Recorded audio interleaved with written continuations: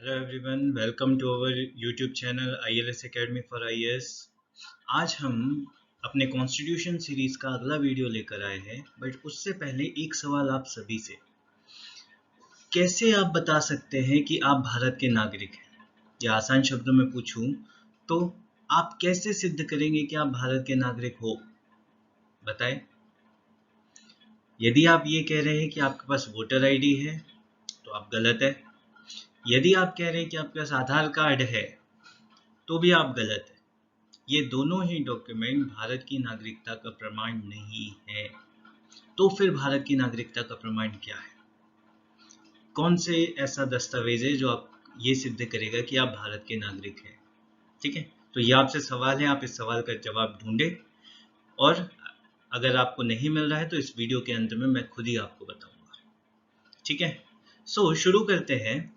हमारे पिछले टॉपिक जो हमने नागरिकता पढ़ा था, जिसमें संविधान के भाग 2 के बारे में चर्चा थी, जिसमें नागरिकता की बात की गई है, उसी में 2019 में संशोधन किया गया है। ठीक है, अब हम ये देखेंगे कि उस संशोधन में क्या बातें लिखी गई है, किन आधार पे संशोधन किया गया है, और क्या वो संशोधन सही है या नहीं, ये आपके यूपीएससी मेंस का सवाल हो सकता है। ठीक है, हालांकि मामला अभी सर्वोच्च न्यायालय में न्यायाधीन है, विचाराधीन है। ठीक है, किंतु हम उस पर विचार विमर्श करेंगे कि क्या ये सही है और क्या ये गलत है। ठीक है, जैसा कि आप सभी जानते हैं कि भारत में जो नागरिकता संबंधी कानून है, या भारत में जो जितने भी व्यक्ति हैं उनकी नागरिकता किस अधिनियम से निर्धारित होती है? नागरिकता अधिनियम 1955। Very good. ठीक है, मतलब आपने पिछला वीडियो देख रखा है। नागरिकता अधिनियम 1955 के अंतर्गत भारत में नागरिकता संचालित की जाती है, और इसके आधार पर हमने पिछले वीडियो में ये देखा था कि नागरिकता 5 तरीकों से प्राप्त की जा सकती है। और वो 5 तरीके कौन कौन से हैं? आप मेरे साथ बोलिए। जन्म के आधार पे, वंश के आधार पे, तीसरा पंजीकरण के माध्यम से, चौथा देशीकरण के माध्यम से, और पांचवा क्षेत्र अर्जित किए जाने पर। ये वो 5 तरीके हैं जिसके आधार पर कोई भी व्यक्ति भारत की नागरिकता ग्रहण कर सकता है या भारत की नागरिकता प्राप्त कर सकता है। ये हमने पिछले वीडियो में विस्तार से समझा था, तो ये एक तरीके से उसका रिवीजन हो गया। आगे बढ़ते हैं कि संशोधन क्या है। ठीक है, संशोधन में सबसे पहली चीज जो बात की गई है वो बात की गई है अवैध प्रवासियों के बारे में। ठीक है, उससे पहले अवैध प्रवासी शब्द हम समझ ले कि क्या है। प्रवासी कौन होते हैं? वे सभी व्यक्ति जो किसी कारणों से घूमने हो, रहने हो, व्यापार करने हो, भारत में आए हो, वो प्रवासी हो गए। अब ये प्रवासी यदि समस्त प्रक्रिया का पालन करते हुए भारत में आए तो ये कैसे कैसे प्रवासी कहलाएंगे? वैध प्रवासी। किंतु यदि यह गलत तरीके से भारत में इन्होंने प्रवेश किया, मान लो इलीगल तरीके से, ठीक है, जैसे अगर पाकिस्तान की तरफ से मैं बात करूं तो पाकिस्तान की तरफ से जालियों के नीचे से सुरंग बना के, बांग्लादेश की तरफ से बात करूं तो नाव में सवार होकर पाकिस्तान से भी इस तरीके से आए जा सकते हैं। न सिर्फ पाकिस्तान और बांग्लादेश, किसी भी देश से अगर भारत में कोई व्यक्ति आता है अवैध रूप से, ठीक है, तो वो क्या कहलाएगा? अवैध प्रवासी। इसके साथ ही यदि कोई व्यक्ति वीजा लेकर आया, मान लो उसे वीजा मिला 6 महीने का, किंतु वह 1 साल हो गया भारत से वापस नहीं गए, तो वो भी अवैध प्रवासी कहलाएगा। मतलब ऐसे व्यक्ति जिन्होंने या तो भारत में प्रवेश गलत तरीके से किया है, या भारत में उनको अनुमति जितने समय के लिए दी गई है रहने की, उससे ज्यादा समय के लिए वो रह रहे हैं, वो सभी व्यक्ति अवैध प्रवासी कहलाएंगे। और इन अवैध प्रवासियों पर भारत सरकार मुकदमा चला सकती है, उन्हें निर्वासित कर सकती है, या उन्हें कैद कर सकती है। तो ये बात आप समझ ली कि अवैध प्रवासी कौन होते हैं और क्या ऐसी कारण होता है जो वो रहते हैं और उन पर मुकदमा चलाया जाता है। अब चलते हैं अधिनियम पे। ठीक है, अधिनियम के अंतर्गत अधिनियम क्या कहता है, आप जो आपकी स्क्रीन पे दिख रहा है उसे आप ध्यान से पढ़े। अधिनियम के अंतर्गत अफगानिस्तान, पाकिस्तान और बांग्लादेश से जिन हिंदू, बौद्ध, सिख, सिख, जैन, पारसी और ईसाई व्यक्तियों ने 31 दिसंबर 2014 को या उससे पहले प्रवेश किया है, उन्हें अवैध प्रवासी नहीं माना जाएगा। ठीक है, मतलब ध्यान देने वाली बात यह है कि कितने देश, सिर्फ 3, पाकिस्तान, बांग्लादेश और अफगानिस्तान। सिर्फ इन 3 देशों से जो कितने संप्रदाय के लोग, 6 संप्रदाय के लोग। कौन कौन से 6 संप्रदाय?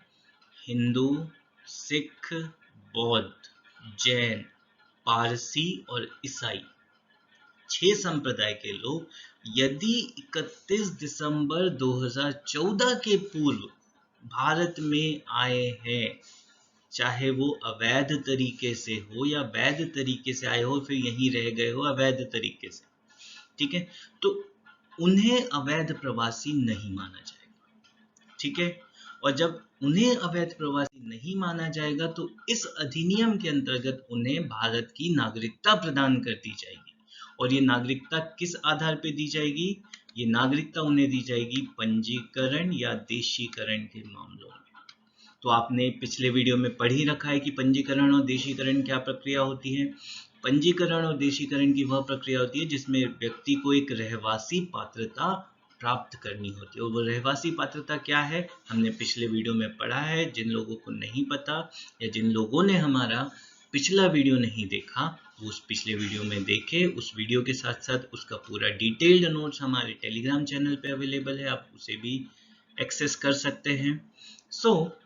ऐसे व्यक्ति जो पाकिस्तान, बांग्लादेश और अफगानिस्तान के 6 संप्रदाय के हैं और अवैध रूप से भारत में रह रहे हैं, 31 दिसंबर 2014 से पूर्व भारत में आए हैं, ठीक है, उनके लिए जो रहवासी पात्रता है उसे कितना कर दिया है? 11 वर्ष है देशीकरण की प्रक्रिया के अनुरूप।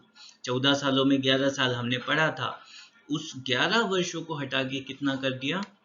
5 वर्ष।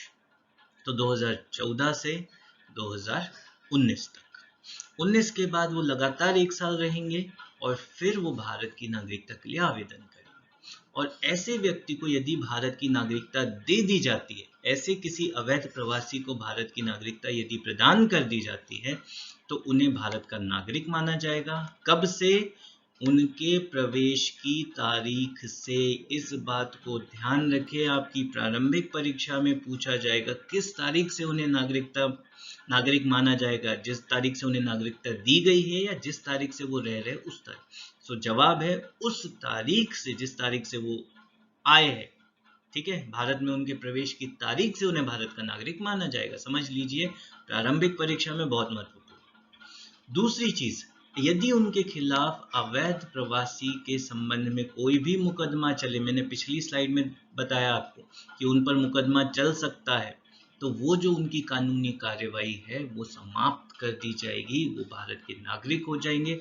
ऐसा नहीं होगा बच्चों, समझ लो इस चीज को, कि मान लो कोई अवैध प्रवासी और उसने कोई अपराध किया, ठीक है, अपराध करने के बाद उससे नागरिकता मिल गई इस अधिनियम के अंतर्गत, तो उस पे वो आपराधिक प्रकरण भी समाप्त हो जाएगा। नहीं, वो जो अवैध प्रवासी वाला मामला है सिर्फ वो समाप्त होगा, ठीक है, किंतु कानूनी कार्यवाही समाप्त कर दी जाएगी अवैध प्रवासी वाली। तो ये बात समझ में आ गई। इसके बाद इस अधिनियम को कुछ क्षेत्र में लागू नहीं किया जाएगा। और वो कौन कौन से क्षेत्र है? संविधान की 6ठी अनुसूची में शामिल क्षेत्र। वे क्षेत्र जो संविधान की 6ठी अनुसूची में शामिल है। और 6ठी अनुसूची किन राज्यों के लिए है? आसाम, मेघालय, मिजोरम और त्रिपुरा। सिर्फ 4 राज्यों के लिए 6ठी अनुसूची है। इसके आदिवासी क्षेत्रों पे ये लागू नहीं होगा। साथ ही साथ बंगाल ईस्टर्न फ्रंटियर रेगुलेशन के अंतर्गत जितने भी क्षेत्र इनर लाइन परमिट में आते हैं, इनर लाइन परमिट में एक अगले वीडियो में बताऊंगा आपको कि क्या होती है, ठीक है, इनर लाइन परमिट क्षेत्र में जो भी आते हैं उस पर ये लागू नहीं होगा, अन्यथा ये सारे भारत में लागू होगा। तो आपकी प्रारंभिक परीक्षा में यदि सवाल बनता है तो कहाँ कहाँ लागू होगा, ये चीज ध्यान रखिए, और कहाँ कहाँ लागू नहीं होगा ये भी ध्यान रखिए, ठीक है। इन 2 क्षेत्रों में यह अधिनियम लागू नहीं होगा। अब क्योंकि यूपीएससी आपको कंफ्यूज करने की पूरी कोशिश करता है, इस अधिनियम में एक और बात लिखी हुई है जो नागरिकता से जुड़ी हुई है, किंतु सीधे सीधे नागरिकता प्रदान करने की बात नहीं है। वो बात ये है कि ओसीआई कार्ड धारक जो होंगे, ओसीआई कार्ड धारक जितने भी व्यक्ति होंगे, उनकी भी पंजीकरण भारत सरकार रद्द कर सकती है यदि उन्होंने ओसीआई धोखाधड़ी से प्राप्त किया हो, यदि 5 साल के भीतर उन्हें 2 साल की कारावास की सजा सुनाई गई हो, या फिर भारत की संप्रभुता और सुरक्षा के लिए आवश्यक हो। तो हमने पिछले वीडियो में अपने ये भी देखा था कि नागरिकता समाप्त करने के 3 कारण होते, 3 तरीके से नागरिकता समाप्त की जाती है: त्यजन द्वारा, पर्यवसान द्वारा और वंचित किए जाने पर। तो वंचित किए जाने पर हमने देखा था कि यदि धोखाधड़ी हो तो वंचित किया जाएगा, या फिर 5 साल में 2 साल की सजा अगर हो गई तो वंचित कर दिया जाएगा। ठीक है, वहां राष्ट्र की सुरक्षा और संप्रभुता वाला मामला नहीं था, किंतु ओसीआई कार्ड धारक जो है उन्हें इन तीनों तरीके से किसी में भी यदि वो शामिल पाए गए तो उनकी ओसीआई पंजीकरण रद्द कर दिया जाएगा। ठीक है, तो ये सभी बातें हैं नागरिकता संशोधन अधिनियम में जो आपके प्रारंभिक परीक्षा के दृष्टिकोण से बहुत महत्वपूर्ण। सो आज का वीडियो सिर्फ इस संशोधन अधिनियम पर था। अब वीडियो के शुरू होने पर मैंने आपसे एक सवाल पूछा था कि कौन सा वो दस्तावेज है जो आपको भारत का नागरिक सिद्ध करता है, तो उसका सही जवाब है आपका पासपोर्ट। जो पासपोर्ट है वो है आपका भारत की नागरिकता का प्रमाण पत्र कि ये व्यक्ति भारत का नागरिक है। जहां तक बात आधार की है, तो आधार कार्ड आपका रहवासी पात्रता है कि यह व्यक्ति भारत में रह रहा है 6 महीने से, या अगले 6 महीने भी भारत में रहेगा, तो उसके लिए आधार कार्ड। आप कहोगे वोटर आईडी क्या है, तो वोटर आईडी आपका मतदाता पहचान पत्र है। उससे ये साबित होता है कि यह व्यक्ति इस देश का मतदाता है, वो भी आपकी नागरिकता नहीं है। नागरिकता सिद्ध करने का सबसे सटीक और सबसे सही दस्तावेज है आपका पासपोर्ट। ठीक है, हालांकि हमें इसकी भारत में रहते हुए जरूरत नहीं पड़ती तो हम उपयोग नहीं करते। ठीक है, किंतु जब हम भारत से बाहर जाते हैं तब आपको ये सिद्ध करना होता है कि आप भारत के नागरिक हो, तो पासपोर्ट की आवश्यकता होती है। ठीक है, सो ये हमारा आज का वीडियो था। ये वीडियो आपको कैसा लगा आप हमें ज़रूर बताएं, और साथ ही साथ हमारे चैनल को लाइक करें, सब्सक्राइब करें और अधिक से अधिक शेयर करें। Thank you.